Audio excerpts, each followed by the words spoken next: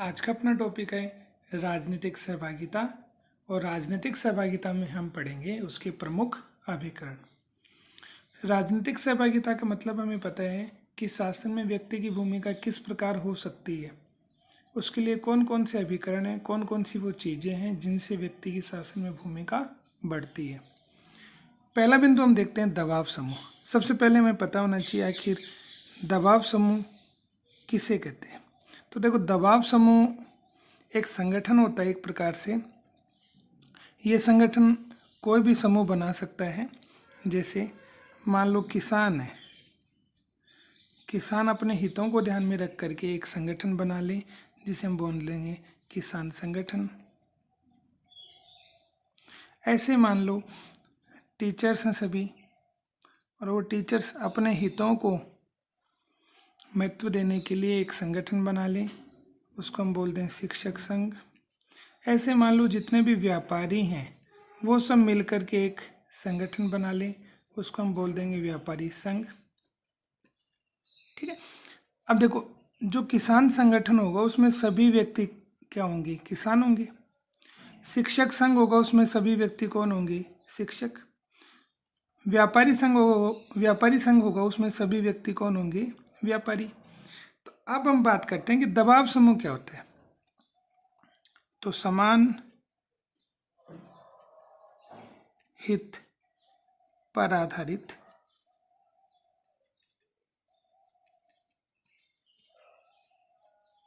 संगठन, कि कोई भी एक ऐसा संगठन जो समान हितों पर आधारित है।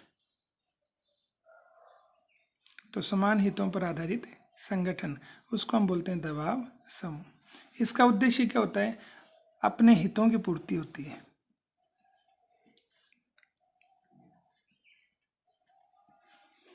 अपने हितों की पूर्ति करना।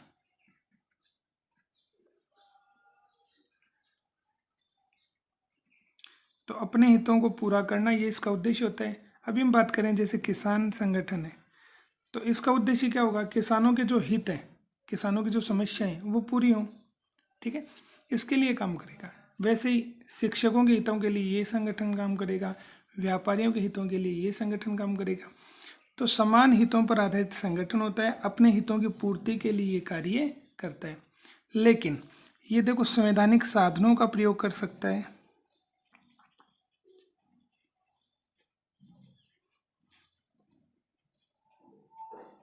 अपनी मांगों को मनवाने के लिए संवैधानिक साधनों का प्रयोग कर सकता है, और संवैधानिक साधनों के साथ साथ, ठीक है, गैर संवैधानिक जो साधन है, गैर संवैधानिक साधन, तो गैर संवैधानिक साधनों का भी प्रयोग कर सकता है।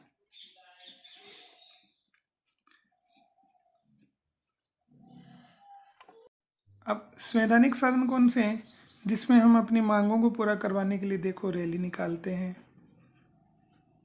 धरना प्रदर्शन करते हैं,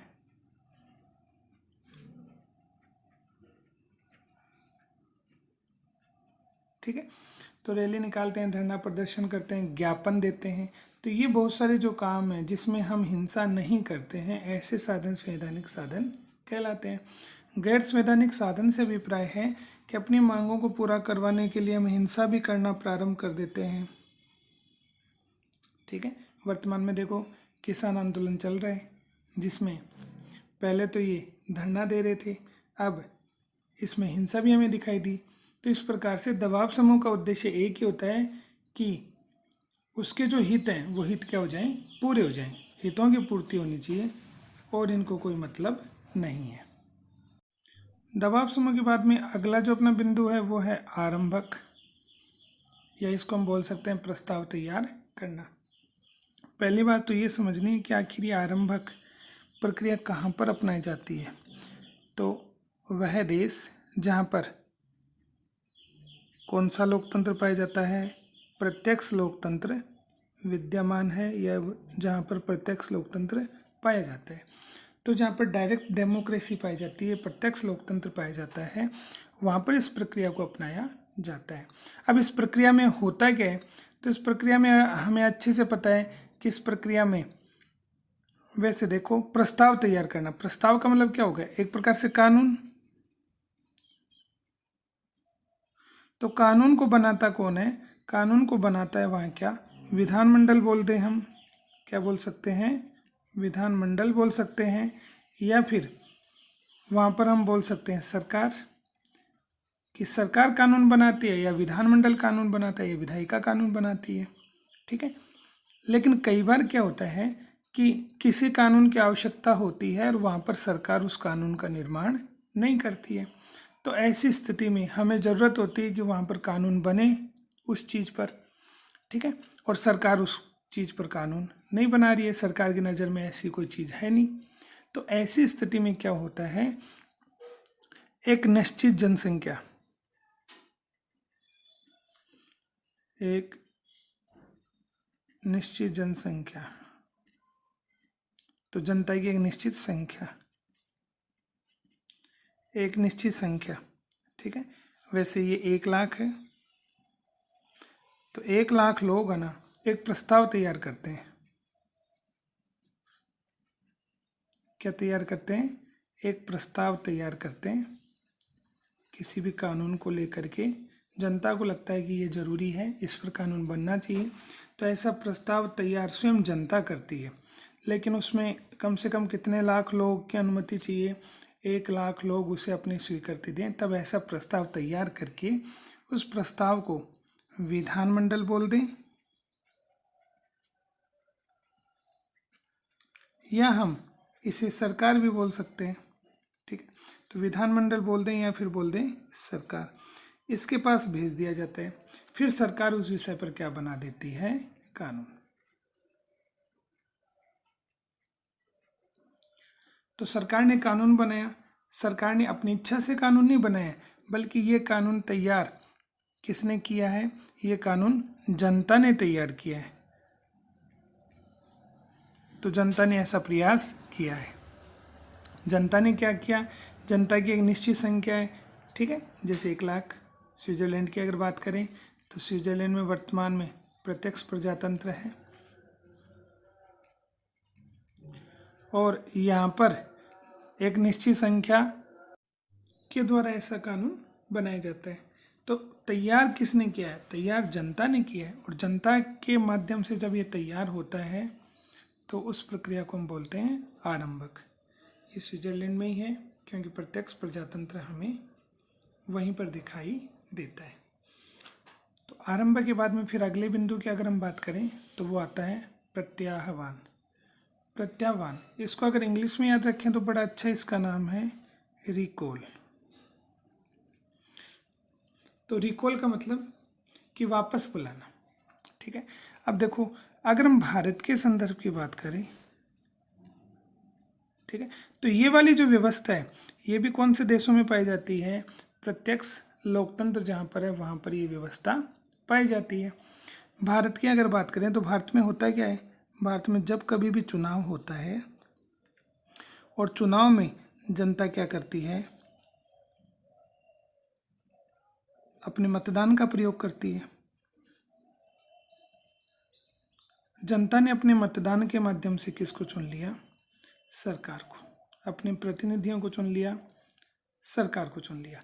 अब जो सरकार हमारे माध्यम से चुनी गई है, ठीक है, हमें पता है कि वो सरकार कितने साल काम करेगी, तो वह सरकार 5 साल काम करेगी। हम 5 साल से पहले जनता जो है वो सरकार को नहीं हटा सकती है। तो ऐसी स्थिति में क्या होता है कि ये जो सरकार के लोग हैं ये ज़रूरी नहीं है कि अच्छा काम करें।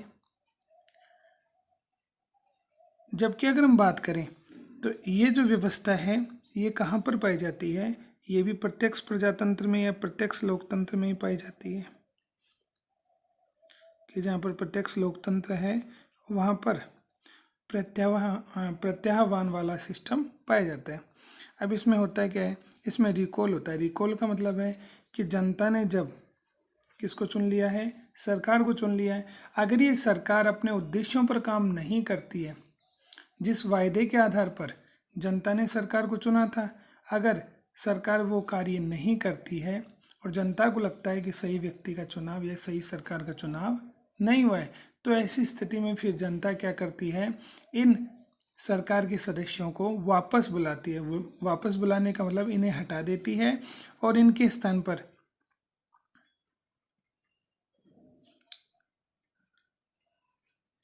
नई सरकार को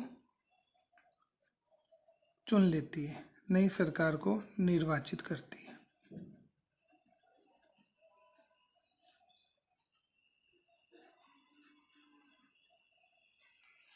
तो यहाँ पर देखो, यहाँ पर नई सरकार बन रही है, ठीक है। वैसे तो सरकार 5 साल काम करेगी अगर भारत के संदर्भ में बात करें तो। अगर ये मान लो 2 साल में ही काम सही ढंग से नहीं कर रही है तो हम 2 साल पर ही वापस बुला लेंगे सरकार को, ठीक है, और नई सरकार को चुन लेंगे। तो ऐसी स्थिति में सरकार उत्तरदायी बनती है किसके प्रति, जनता के प्रति। तो ये वाला सिस्टम वैसे बहुत अच्छा सिस्टम है, इसमें प्रतिनिधियों को वापस बुला लिया जाता है, इसलिए प्रतिनिधियों के मन में डर रहता है कि उन्हें जनता की भलाई के लिए कार्य करना है। अब ये वाली व्यवस्था भी कहाँ पर पाई जाएगी, तो हमें अच्छे से पता है कि जहाँ पर प्रत्यक्ष प्रजातंत्र है वहाँ पर ही ये वाली व्यवस्था पाई जाएगी। तो स्विट्जरलैंड, यहाँ पर प्रत्याह्वान वाला सिस्टम पाया जाता है। फिर अगले बिंदु की हम बात करें, जन सुनवाई। अब देखो होता है क्या है, जन सुनवाई, जनता की सुनवाई। जनता की सुनवाई करेगा कौन, तो राजनेता, ठीक है, जिसको हम बोल सकते हैं प्रतिनिधि, जिसको जनता ने चुना है, तो वही तो जनता की समस्या को दूर करेंगे। या फिर अधिकारी वर्ग,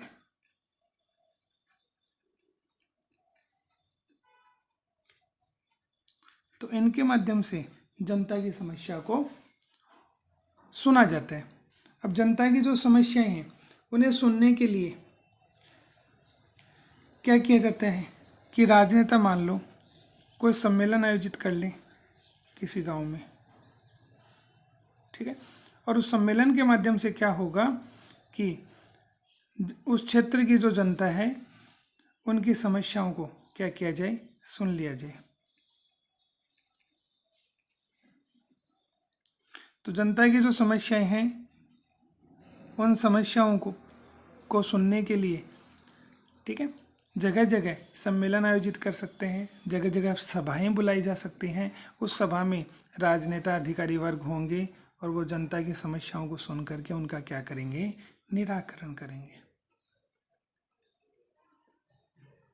या फिर हम स्वयं भी जैसे कलेक्टर के पास गए, उन्हें ज्ञापन दिया, राजनेता या प्रतिनिधियों के पास गए, उन्हें अपनी समस्या से अवगत करवाया, तो या तो हम शासन को अपने बारे में बताएं कि हमारे गांव की, हमारी क्षेत्र की ये समस्याएं हैं, या फिर राजनेता या प्रतिनिधि जो हैं वो स्वयं इस क्षेत्र में कार्य करें।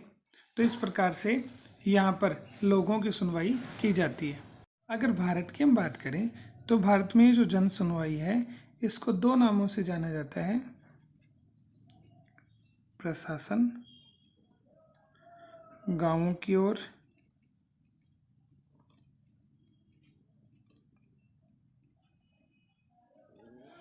प्रशासन शहरों की ओर।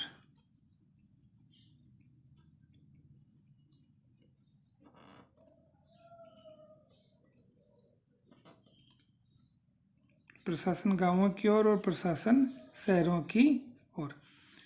ये भारत में हमने जन सुनवाई के नाम दिए हैं, नाम रखे हैं, ठीक है। अगले बिंदु की हम बात करें, अगर हम बात करें तो सलाहकार, देखो नाम से पता लग रहा है कि ऐसी परिषदें जिनका काम क्या होता है, जनता को सलाह देना। अब जनता को सलाह किसकी दी जाएगी, तो जाहिर सी बात है सरकारी विभागों की।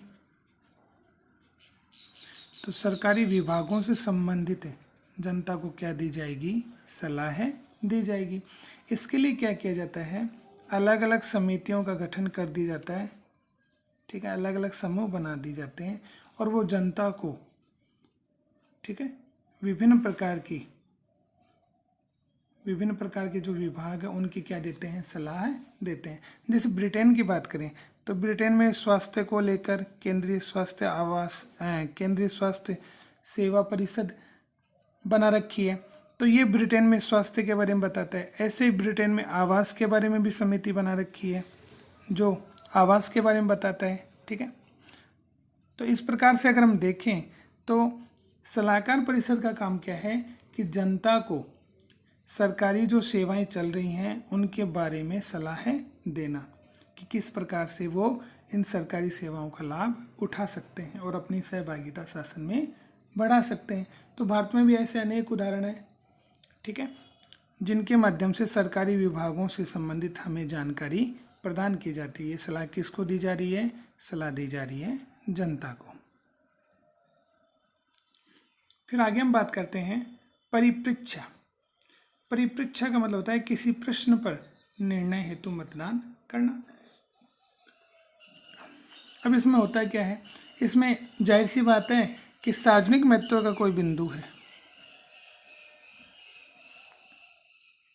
सार्वजनिक महत्व मतलब किसी व्यक्ति से संबंधित नहीं होना चाहिए, सभी लोगों के कल्याण से संबंधित अगर कोई बिंदु है, ठीक है, या मान लो कोई नया कानून बनाया गया है, तो नया कानून बनाया गया है, या फिर कोई सार्वजनिक महत्व का कोई बिंदु है, मुद्दा है, ठीक है, या सरकार ने क्या किया, कोई संशोधन किया है, सरकार ने क्या किया है, संविधान में कोई संशोधन किया है, तो उसको लेकर के ना सरकार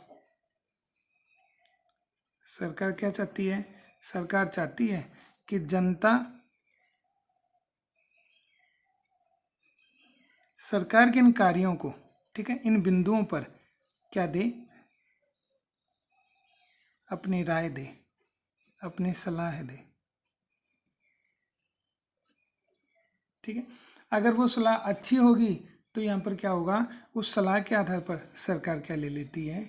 निर्णय।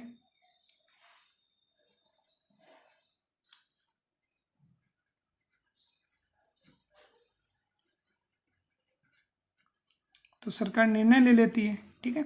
तो जनता से पूछा जाता है, ठीक है, कोई भी सार्वजनिक महत्व का बिंदु होता है उस पर जनता की राय ली जाती है। कोई नया कानून बनाया जाता है उस पर जनता की राय ली जाती है कि जनता उस कानून को पसंद कर रही है, नहीं कर रही। संविधान में मान लो कोई संशोधन कर दिया गया है, उसको लेकर के भी जनता से पूछा जा रहा है कि वो संशोधन सही है या नहीं है। तो ऐसी स्थिति में जनता अपनी राय रखती है, ठीक है, उस राय के आधार पर सरकार निर्णय लेती है कि वो जो काम जो सही किया गया है वो सही है या नहीं है। ऐसा ही जो एग्जाम्पल अगर हम बात करें तो एग्जाम्पल जैसे जूनागढ़ नाम आपने सुना होगा। तो जूनागढ़, आपको पता है जूनागढ़ एक रियासत थी जिसने आज़ादी के समय स्वयं को स्वतंत्र रखा था, ठीक है। जब जूनागढ़ को भारत में मिलाया गया तो वहाँ पर पहले हमने जनता की राय ली, ठीक है, और जनता ने भारत के पक्ष में मतदान किया, तब हमने इस जूनागढ़ को किस में मिला दिया? भारत में, ठीक है। अब ऐसा क्यों किया जाता है? ऐसा इसलिए किया जाता है ताकि जनता बाद में उस चीज़ का विरोध न करे, ठीक है। ऐसा ही एग्जाम्पल हमें अगर देखने को मिलता है तो ब्रिटेन को लें। तो ब्रिटेन क्या है? ब्रिटेन एक संगठन बना है EU, यूरोपीय संघ। यूरोपीय संघ में 28 सदस्य हैं, उनमें से एक सदस्य ब्रिटेन है, ठीक है। तो यूरोप के देशों का एक संगठन बना हुआ है।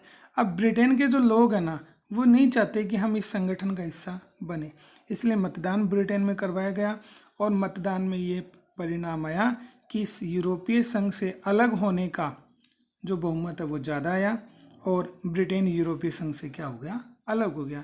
तो इस प्रकार से जनता की राय ली जाती है। कोई नया कानून है, कोई संशोधन है, या फिर कोई सार्वजनिक महत्व का कोई बिंदु है, तो उस पर जनता की राय लेकर के कार्य किया जाता है। फिर अगला बिंदु अपना सविनय अवज्ञा। ये गांधी जी नाम तो आपने बहुत अच्छे से जान रखा है, पहचान रखे हो, ठीक है। तो गांधी जी ने दूसरा जो आंदोलन चलाया था उसका नाम था सविनय अवज्ञा आंदोलन। अब क्यों चलाया गया था? तो देखो, सविनय, विनय सहित मतलब आदर के साथ हम क्या करेंगे? अन्यायपूर्ण जो कानून है,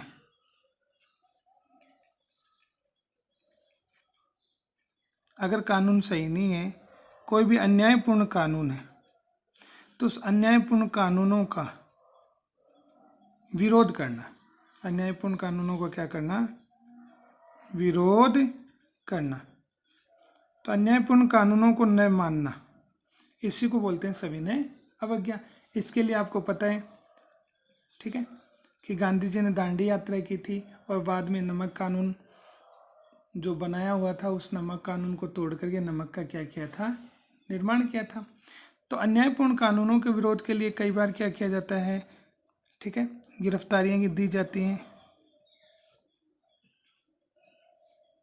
और गिरफ्तारी दे करके सरकार को अपनी भावनाओं के बारे में बताया जाता है कि आपके जो कार्य हैं वो सही नहीं है, या फिर सरकार ने किसी स्थान विशेष में प्रवेश पर प्रतिबंध लगा रखा है,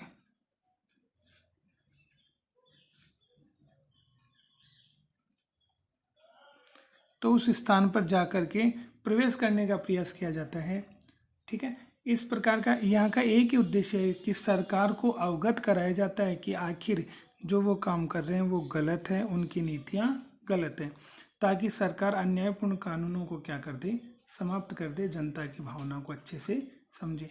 इस प्रकार से इन क्रियाओं के माध्यम से भी जनता शासन से जुड़ती है, तो जनता की शासन में सहभागिता बढ़ती है। तो देखो, सरकार जो भी काम करती है उसको लेकर के हम विरोध प्रदर्शन करते हैं, काला झंडा दिखाते हैं, ये सभी काम इसमें आते हैं।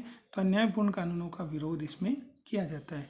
और लास्ट जो अपना बिंदु है वो है राजनीतिक प्रतिहिंसा, कि राजनीतिक प्रतिहिंसा का मतलब एक प्रकार से हिंसा की जाती है, ठीक है। अगर मान लो शासन कोई काम करता है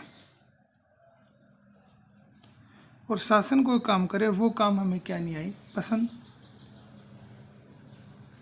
तो शासन के कार्य अगर हमें क्या ना आते हैं, पसंद नहीं आते हैं, तो ऐसी स्थिति में हम क्या करते हैं, उस शासन के कार्यों का हम विरोध शुरू कर देते हैं। और कई बार विरोध इतना बढ़ जाता है कि हम अपने पक्ष को मजबूत बनाने के लिए न चाहते हुए भी हिंसा पर उतर हो जाते हैं, ठीक है। सरकार विरोधी बन जाते हैं, हम उपद्रव करने लग जाते हैं, ठीक है, और हत्या भी करना हम शुरू कर देते हैं। तो जैसे बसों को हम आग लगा देते हैं, आगजनी करते हैं।